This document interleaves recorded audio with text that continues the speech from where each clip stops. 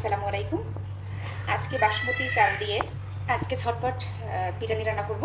এটা হচ্ছে বাসমতি চাল আমি ধুয়ে আধা ঘন্টা ভিজিয়ে রেখেছিলাম। এরপরে হচ্ছে বাসমতি চাল দিয়ে সাধারণত ভাত রান্না করে, হাফ সিদ্ধ করে বা 90% সিদ্ধ করে। আমি আজকে এটা বাসমতি চাল দিয়ে পোলাও রান্না করেছি, কারণ বাসমতি চাল দিয়ে যদি ভাত রান্না করে তো সেক্ষেত্রে বিরিয়ানিটা আমার কাছে মনে হয় পানসে লাগে।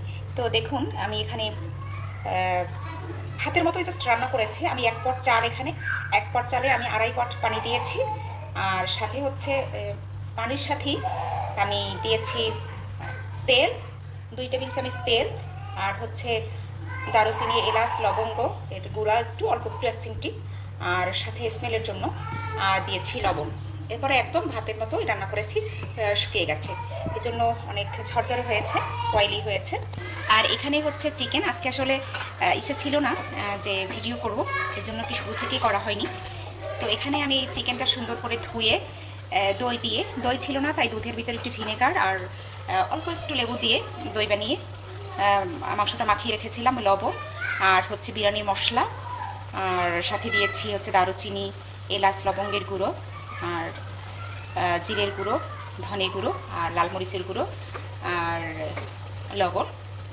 এটা দিয়ে মাখিয়ে রেখেছিলাম অনেকক্ষণ। আর হচ্ছে পেঁয়াজ কুচি, তেলটা গরম করে একটু ব্রাউন শেপ ভেজে নিয়েছি। এরপরে হচ্ছে এর ভিতরে দিলাম রসুনের পেস্ট আর হচ্ছে আদার পেস্ট, মশলাটা কষিয়ে এরপরে আমি মাংসটা যে ম্যারিনেট করা ছিল এটা দিয়ে দিলাম। দেওয়ার পরে আমি 2টা সিটি দিয়েছি। এখন পর্যন্ত পানি ইউজ করিনি। 2টা সিটি দেওয়ার পরে অনেকগুলো ঝোল বেরিয়ে এসেছে। আর হচ্ছে মাংসটা 2টা সিটি দেওয়ার পরেও ভালো সিদ্ধ হয়নি, তো যে ঝোল আছে তাতে আমার 2টা সিটি হয়ে যাবে। আমি আর 2টা সিটি দেবো, বেশি দিব না, আর 2টা সিটির জন্য অপেক্ষা করছি।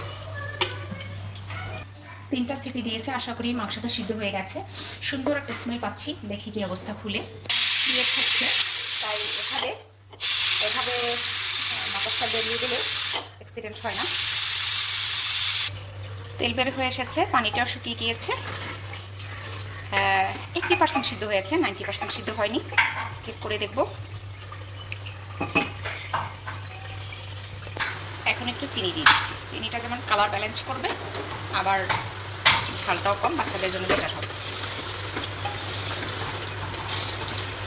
এখন একটু দিয়ে দিচ্ছি বাদাম এবং দুধের পেস্ট, অল্প একটু, টেস্ট দ্বিগুণ বাড়িয়ে দিবি। সাথে একটু দুধ অ্যাড করছি।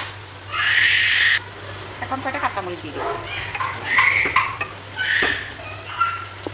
চিকেনটা হয়ে গিয়েছে। আমি কিন্তু কোনো ধরনের পানি ইউজ করিনি, প্রেশার কুকার হয়ে আমার অনেক হেল্প হয়েছে। বাসমতি চালের পোলাওয়ের ভিতরে আমি চিকেনটা দিয়ে দেব। এটা রাইস কুকারে রান্না করেছিলাম পোলাওটা। রাইসের ভিতরে মাংসটা দিয়ে এখন জাস্ট আলতো হাতে মিক্স করে একটু দমে রাখবো। আমার কাছে এখন ইজি মনে হয়। অলমোস্ট আধা ঘন্টার মধ্যে আমার রাইস কুকারে পোলাও আর হচ্ছে প্রেশার কুকারে চিকেনটা রান্না করে ফেলেছি। বেশি সময় লাগেনি, জাস্ট একটু মিক্স করে দিচ্ছি, ঢাকনা দিয়ে একটু দমে রাখছি। 5 মিনিট দমে রাখার পরে সুন্দর একটা স্মেল পাচ্ছি, কালারটা দারুণ হয়েছে।